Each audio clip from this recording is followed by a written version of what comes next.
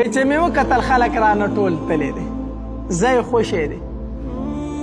وی زه هلته غلي کېناستمه، وی سوچ مې وکړو که په دوی پسې وروسته ځمه نو پته نه لګي چې لاندې کړم او که لاندې نه کړم، ځکه هغه په اوښانو او په آسونو دی او زه پیدل یمه.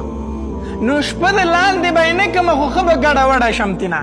ښه خبره دا ده چې دلته کې کښېنمه نو چې کله نبي علیه صلات وسلام زما معلومات وکړي او زه نه یم که نه نو په ما پسې به واپس دلته بیا راځي. بیا هلته غلي کېناستم، چې کېناستمه وی ځواني وه، نوی عمر و، بس داسې کېناستمه لوپټه مې په ځان راواچوله اوده شومه. اوده شوم سترګې مې ورلې.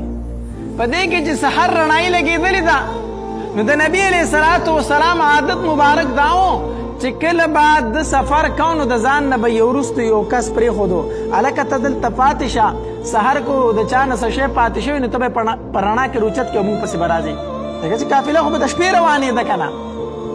نو سحر به ته وګورې که د چا نه څه شی پاتې شوي نو ته به یې رالې او په موږ پسې به راځې.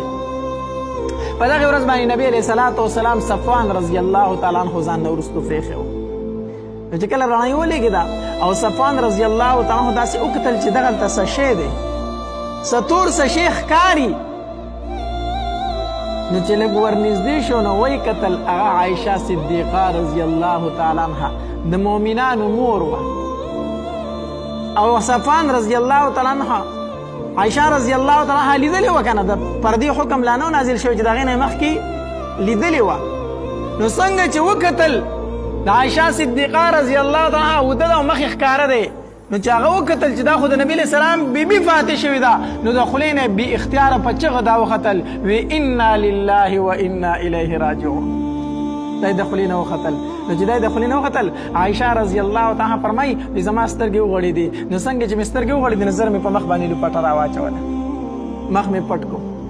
وی قسم په الله چې زما سره صفوان بله خبره نه ده کړې، خو اوښ یې راوسته او غلی زما خواته کېنو او یې زه کې جاوې ته وختم سواره شومه او هغه اوښ د موار نه ونیو مخکې